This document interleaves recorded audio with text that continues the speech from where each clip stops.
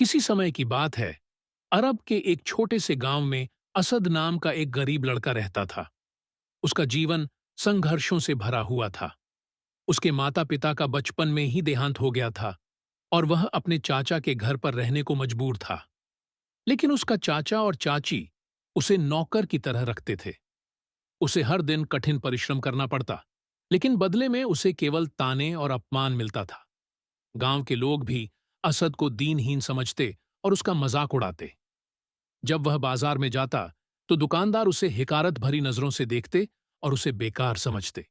लेकिन असद के दिल में हमेशा यह आशा बनी रहती कि एक दिन उसकी तकदीर जरूर बदलेगी।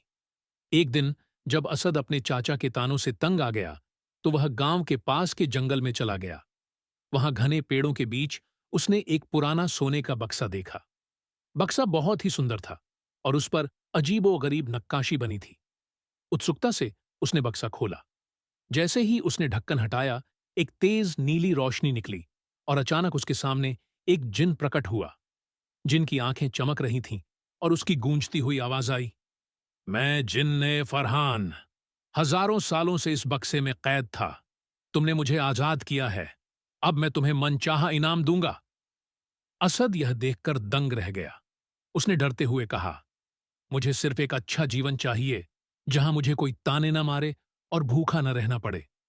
जिन्न मुस्कुराया और बोला, नहीं मेरे मालिक, मैं तुम्हें सिर्फ एक अच्छा जीवन ही नहीं, बल्कि एक अमीर सुल्तान बना दूंगा। जिन्न ने अपने हाथ उठाए और देखते ही देखते असद के फटे पुराने कपड़े कीमती रेशमी वस्त्रों में बदल गए। उसके सामने सोने चांदी की थालियों में अनगिनत जवाहरात, हीरे और खजाना आ गया।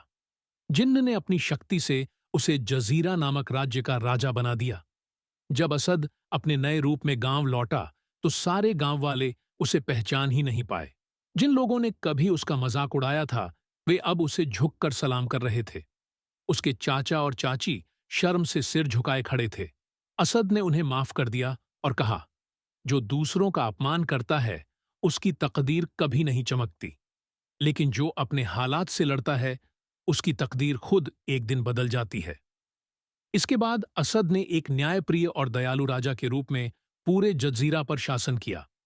उसने अपने राज्य में कभी किसी गरीब को अपमानित नहीं होने दिया और इस तरह एक गरीब और अपमानित लड़का जिन्न की कृपा से एक महान राजा बन गया।